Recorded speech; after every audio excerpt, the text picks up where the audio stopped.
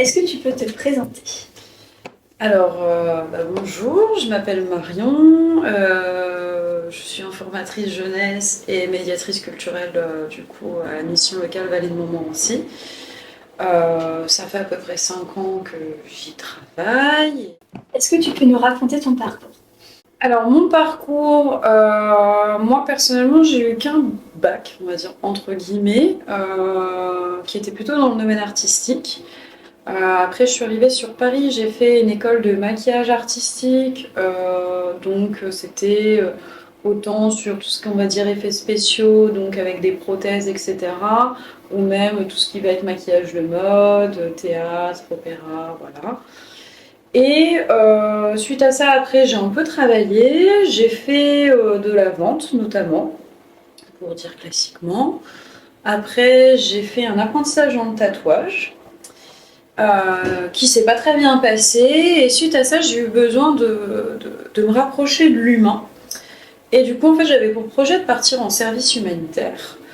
Et ça n'a pas pu se faire parce que les vaccins pas à jour au moment de la mission, etc. Et du coup, je me suis retrouvée en service civique à la mission locale. Et aujourd'hui, je suis toujours là. Combien de temps ont duré tes différentes expériences?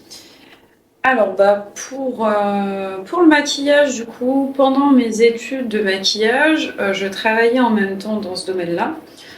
En gros, mes emplois du temps, c'était le matin, j'étais en cours, donc c'était surtout des cours théoriques et des cours pratiques. L'après-midi, souvent, soit je bossais sur les plateaux TV ou alors chez Dailymotion, donc toujours en plateau TV, etc. Et le soir, du coup, j'enchaînais avec le théâtre, donc où j'étais maquilleuse pour le théâtre d'Ivry notamment pendant plusieurs mois. Donc voilà, ça me faisait des grosses journées. Ça a duré, je pense, à peu près donc les 2 ans d'études et une année, on va dire, où j'étais à moitié sur le maquillage. Je faisais beaucoup ça le week-end, ou voilà, les moments un peu forts. Et à côté, je faisais de la vente. Après, j'étais en vente un peu en temps plein pendant à peu près 1 an. J'ai préparé mon book pour le tatouage, tout ça, donc ça a dû me prendre peut-être 3 ou 4 mois à l'époque. Et après, j'ai fait 6 mois d'apprentissage, du coup, dans le tatouage. Je pense que j'ai dû avoir un petit creux d'1 ou 2 mois. Et après, j'ai trouvé justement la mission de service civique, donc sur le point information jeunesse de la mission locale, euh, qui n'a pas duré très longtemps pour le coup. Je suis restée que 3 mois en service civique et après, on m'a proposé un poste. Voilà. Après, je suis devenue informatrice jeunesse. Euh, j'ai commencé à mettre en place différentes choses sur le point information jeunesse, notamment en lien avec la culture. Et depuis cette année, depuis quelques mois du coup, je suis passée médiatrice culturelle où vraiment je m'occupe d'essayer d'ouvrir et permettre surtout aux jeunes d'avoir accès à de la culture dans un cadre, on va dire, rassurant. Ne pas aller seul dans un endroit, être avec d'autres jeunes dans leur situation ou non, aussi découvrir de nouvelles personnes. Donc on travaille la mobilité, le côté social et puis surtout l'ouverture au monde grâce à ça. Et pourquoi est-ce que tu penses que l'accès à la culture est important pour les jeunes? Alors, moi je trouve ça important parce que moi venant de la campagne de base, l'accès à la culture était très difficile parce qu'il n'y en avait pas autour. Donc il fallait forcément aller sur Paris, tout ça. Alors c'était 1 heure de train, c'était pas forcément voilà, le même budget, tout ça. Et au final, on retrouve les mêmes problématiques en Île-de-France, notamment ici dans le 95. C'est-à-dire qu'elle est peut-être plus accessible, mais comme on nous a pas, entre guillemets, éduqués, je dirais, pendant l'école, etc., un peu très classiquement peut-être un peu le musée du Louvre, un peu le musée d'histoire naturelle, souvent c'est les 2 gros musées qu'on fait quand on est plus jeune.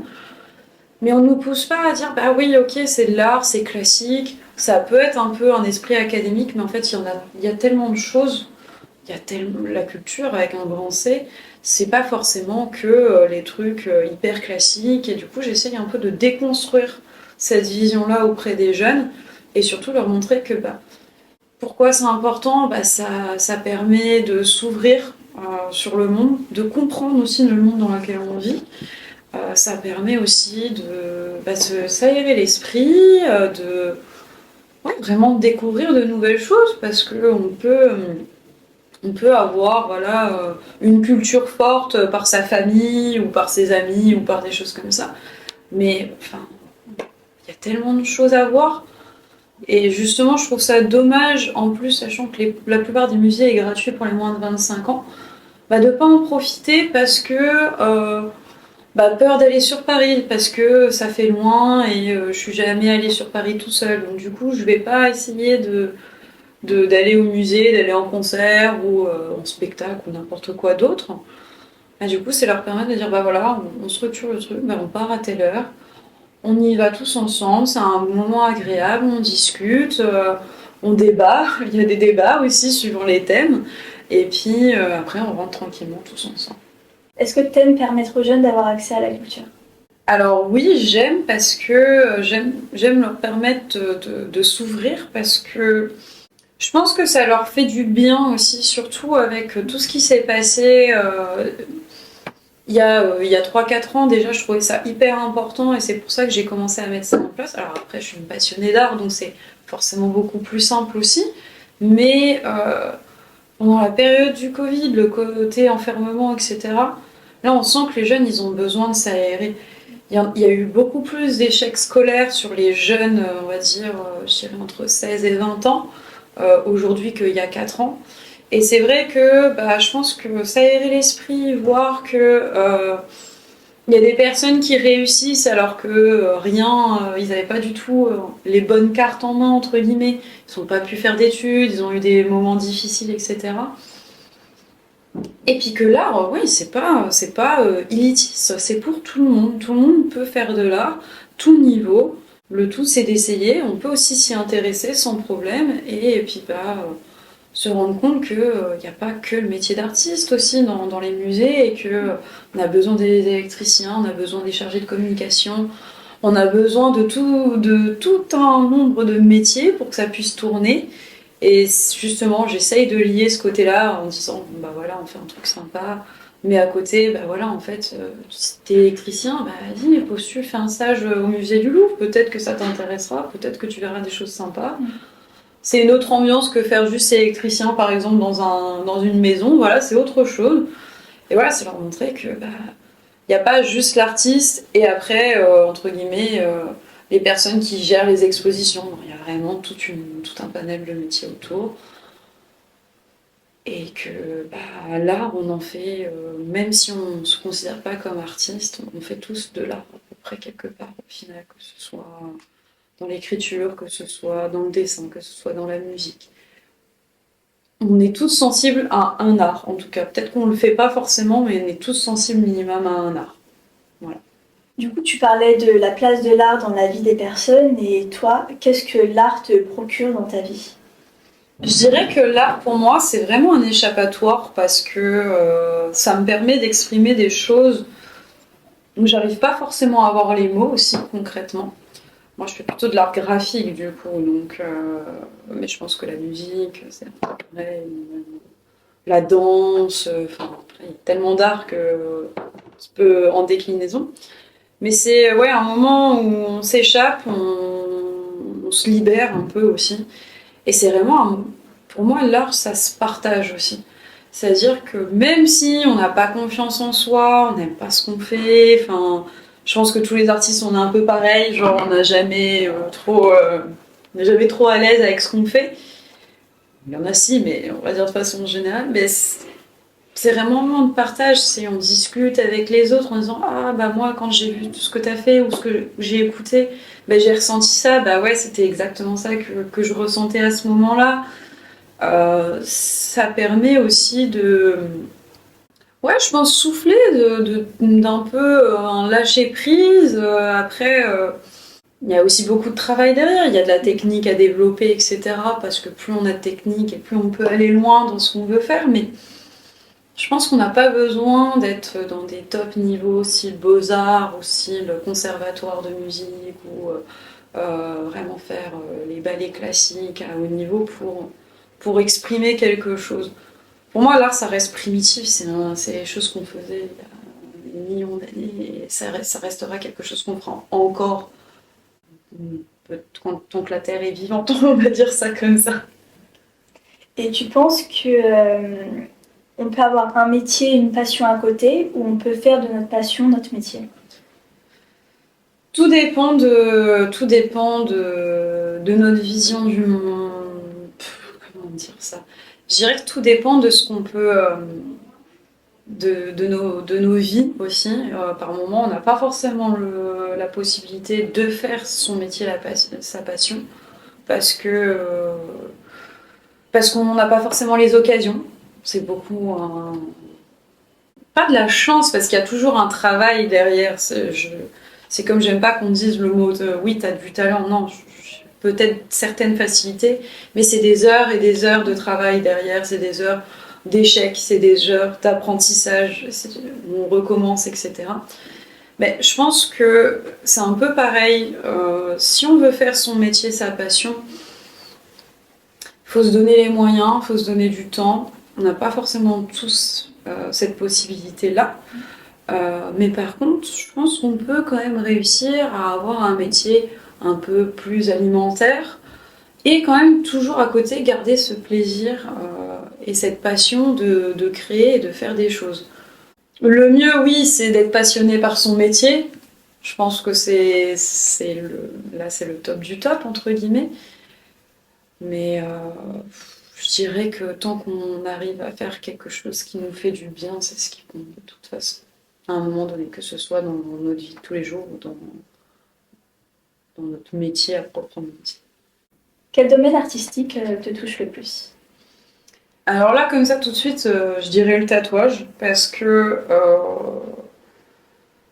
c'est vraiment le tatouage qui m'a amené à m'ouvrir à l'art, je dirais. Même si j'ai toujours un peu baigné dans le domaine artistique par la famille et par l'ouverture de ma famille, mais je dirais que c'est vraiment le tatouage qui m'a touchée le plus, déjà d'un point de vue histoire. Quand on regarde les tribus, ou même du coup les Européens quand ils ont commencé à voyager, qu'ils ont découvert le tatouage, où il y a eu après des mouvements chez les marins, et après, enfin bref, on pourrait en parler des heures, mais vraiment le côté s'exprimer et ancrer quelque chose qui n'est pas éphémère, parce que c'est vrai que l'art, il y a un côté pour toujours, même que ce soit de la peinture, etc. Mais il y a un côté aussi très éphémère qui peut être détruit. Et je sais pas, la toile, qu'on soit sa propre toile, je sais pas, c'est quelque chose qui m'a toujours attirée, et le côté très rituel au final. Enfin, c'est vrai que pour moi, le tatouage, il y a le côté, on va dire, très esthétique, et il y a le côté vraiment où c'est des moments de vie que tu marques sur toi. Comme quand tu prends une photographie et que tu fais ton album, pour moi, c'est un peu pareil du coup. Après, il y a le tatouage, et je dirais juste après, c'est vraiment l'art un peu plus classique, du coup, les peintures, surtout les impressionnistes, du coup. Je dirais que c'est les deux plus importants. Et est-ce que tu aimerais faire du tatouage ton métier? Ça reste un projet de vie. C'est quelque chose qui me parle toujours. C'est toujours en coin de ma tête. Je pense que je prendrai le temps, justement, on parlait du temps de faire son métier, sa passion, etc. Je pense que je prendrai le temps quand même d'aller dans ce domaine-là, de reprendre le temps même plutôt. Euh, mais c'est un milieu, comme tout domaine un peu artistique, où il y a de très bonnes personnes et de mauvaises personnes, et je pense que aujourd'hui la vision de l'art, avec un grand A, pas forcément que le tatouage, mais que ce soit la danse, la musique ou n'importe quoi d'autre, a beaucoup évolué avec nos générations, où ça devient déjà plus accessible avec Internet. On a une possibilité de se montrer et de partager au monde ce qu'on fait plus facilement, de se former aussi avec les tutos, etc. On est dans... Et je trouve que les gens sont plus bienveillants aussi. Bon, pas tous, mais il y a un côté beaucoup dans l'échange et je trouve que on a tendance à parler en mal d'Internet par rapport à l'art, par rapport au plagiat, etc. Parce que du coup, tout le monde fait un peu la même chose. Mais je suis pas si convaincue que ça. Je trouve qu'au final, ça nous permet d'avoir accès à plus de choses, plus de facilité. Avant, il fallait s'acheter des bouquins qui coûtaient une tonne. Maintenant, t'as juste ton forfait, soit téléphone, soit internet, et t'as un nombre, tellement de choses accessibles, que ce soit des tutos, des textes, des photos. Les musées mettent de plus en plus en place aussi des visites guidées, etc. sur internet. Donc voilà, je trouve que ça nous permet d'avoir plus de possibilités et d'échanger avec plus de personnes en fait. Et ça, je trouve que c'est vachement. Et pour revenir à ce que tu disais au début, tu as dit que tu avais l'équivalent bac. Et est-ce que tu penses qu'on peut réussir dans cette société, dans cette vie, sans forcément avoir de diplôme? Alors, mon espoir, on va dire, j'aimerais dire oui. Parce que pour moi, les études, déjà, c'est pas fait pour tout le monde. Moi, voilà, j'ai passé mon bac. Bon, je l'ai eu. J'avais réfléchi à aller à la fac, etc. Mais c'est vrai que le côté cadre et en même temps hors cadre de la fac, parce qu'on est très livré à soi-même, c'est vraiment du travail seul un peu. Au final, c'est des conférences. Faut écouter, écrire et après faut essayer d'analyser ça chez toi. C'est pas forcément fait pour tout le monde. Tout le monde n'a pas forcément la possibilité de ne faire que ses études. Il y a aussi beaucoup de jeunes qui sont obligés de travailler à côté. Donc travailler plus études, c'est beaucoup de stress et je pense qu'on nous dit que les études en France sont gratuites, tout le monde a la possibilité alors non, on n'est pas tous sur la même égalité, vraiment sur ce côté-là. Et du coup, oui, c'est bien les études, mais c'est pas fait pour tout le monde. Le cadre, en tout cas, n'est pas fait pour tout le monde. Nos vies sont pas forcément toujours en raccord. Pour ça qu'aussi, je pense qu'il y a de plus en plus de jeunes qui se réorientent dans leur parcours ou qui reprennent des études plus tard. Et je pense qu'on peut réussir sans, quand on rencontre les bonnes personnes et qu'on charbonne, hein, on va le dire clairement, donc ça peut arriver. Mais en France, il y a quand même vraiment ce côté où le CV, il faut mettre ses études, il faut avoir fait un master. Et même des fois, les master 2, sont même plus suffisants. On va te dire, ouais, mais du coup, t'as pas d'expérience. Pareil, mais je viens de me taper 5 ans d'études, en fait, je peux pas tout faire. Et du coup, il y a ce côté où, qu'est-ce que je fais? Est-ce que j'essaye de faire en sorte d'avoir beaucoup d'expérience professionnelle pratique? Ou est-ce que je vais plutôt aller sur le côté un peu plus académique, où je vais faire le côté théorique, mais du coup on va me reprocher de ne pas avoir ce côté pratique. J'espère, avec tous ces mouvements qu'on a avec l'alternance, les stages qui sont de plus en plus importants, etc. dans les études, ça va changer, et que les futures générations qui seront au pouvoir, on va dire entre guillemets, vont se rendre compte qu'on peut avoir développé des compétences sans avoir fait les études. Mais je pense qu'il y a encore un peu de travail. On n'est pas encore à ce stade-là. Je pense que la génération de nos parents avait des possibilités d'évoluer sans les études, parce que les études, il y avait beaucoup moins de personnes qui faisaient des études. Aujourd'hui, on est plus à en faire. Du coup, on est tous à peu près au même niveau, et c'est les expériences professionnelles qui vont changer. Mais on va te demander d'avoir les deux, et il faut être réaliste. On n'est pas tous capables de faire ça, on n'a pas tous les possibilités de le faire. Donc je pense qu'il va y avoir un changement aussi dans ce sens-là. C'est-à-dire qu'on va peut-être prochainement retourner un peu comme la génération d'avant, et les compétences sont peut-être un peu plus importantes que les études, même sur certains métiers, il n'y a pas le choix. Ouais. Mais pour certains métiers, je pense qu'on peut être autodidacte. Voilà. Pas tous, mais je pense qu'il y en a qu'on peut faire ça, surtout avec Internet aujourd'hui. Tu penses à des métiers en particulier? En autodidacte, les métiers artistiques par exemple, déjà.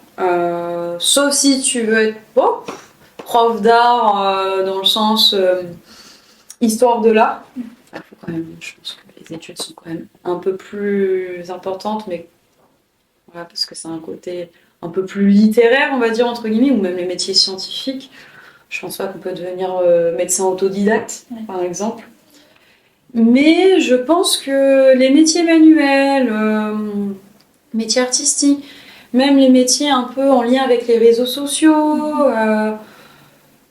les gens ils disent oui c'est pas vraiment des métiers, mais tout ce qui est sur YouTube, les influenceurs, tout ça, ça reste un peu des métiers autodidactes aujourd'hui. Et je pense que ouais, ça peut être autodidacte. Et puis bah, tout ce qui peut être dans le commerce aussi. Bon, je dis pas forcément sur les très hauts postes, mais sur, on va dire, les postes comme les managers ou même les directeurs de boutique, etc. Je pense qu'on peut être autodidacte et évoluer. Genre, on commence en bas de l'échelle et puis on évolue tranquillement et puis ben, on apprend et on développe ses compétences. Et que signifie pour toi la réussite? Alors là, c'est la question à 1 million de dollars. Hein. Bah déjà, Ta propre vision dans cette société vision. où... Ma propre vision, je dirais que la réussite, elle est humaine. Parce que quand on pense réussite, on va penser à... Enfin, il y a beaucoup de gens qui vont penser que la réussite va aller avec l'argent, par exemple, les hautes études, le haut poste, enfin voilà, le côté un peu matériel. Pour moi, la réussite, elle est humaine parce que... un peu triste ce que je veux dire, mais quand on finit tous au même endroit, quand on meurt, que t'aies gagné 1 million d'euros ou 10 000 euros dans ta vie, bah, il va pas en rester, il va en rien rester. Ce qui va rester vraiment de toi, c'est le souvenir des personnes qui restent après toi. Et pour moi, c'est ça la réussite, c'est quand tu as réussi à marquer des gens, que des gens t'ont marqué et que ces gens t'ont fait évoluer. Dans le bon sens, c'est mieux. Je pense qu'elle est là, la réussite, quand on arrive à évoluer et à s'ouvrir aux autres, au monde de façon générale, et avoir pu faire des expériences de vie. Je pense que la réussite va avec l'expérience de vie, et pas l'expérience professionnelle. Comment tu aimerais évoluer dans le futur? Comment j'aimerais évoluer? Alors, d'un point de vue professionnel, je dirais que là, à la mission locale, je suis sur le poste que je voulais atteindre. Ça y est, on va dire qu'il y a des objectifs aujourd'hui que j'ai réussi à atteindre. Euh, dans ma vie de tous les jours, je pense que j'aimerais plus tard bah, aller vraiment sur un domaine artistique à 200%. Lequel, le tatouage de préférence, mais ça pourrait être autre chose, on ne sait pas comment la vie est faite. Mais je pense que ouais, rester toujours évoluer dans cette même dynamique que j'ai, rester ouverte, essayer de, de m'ouvrir toujours aux autres, de comprendre le monde et d'apprendre. Enfin, je pense que l'apprentissage humain, intellectuel ou quoi que ce soit, je pense que ouais, c'est vraiment ça que j'aimerais continuer à faire pendant des années. Bah, je te le souhaite en tout cas. Bah merci. Et est-ce que tu as un dernier conseil pour les jeunes? Pour les jeunes qui veulent se lancer dans l'art, je dirais accrochez-vous. N'ayez pas l'impression que vous n'avez pas votre place. On a tous notre place dans la société. Si tout le monde se laissait la place et si on arrêtait aussi un peu comment dire, Casser? ouais, de se casser entre nous, on pourrait tous vivre enfin, tous les artistes pourraient vivre dignement de l'art. Et je pense que ça, c'est quelque chose d'important. C'est si vous faites de l'art, essayez d'être proche d'autres personnes qui font de l'art, créez des collectifs.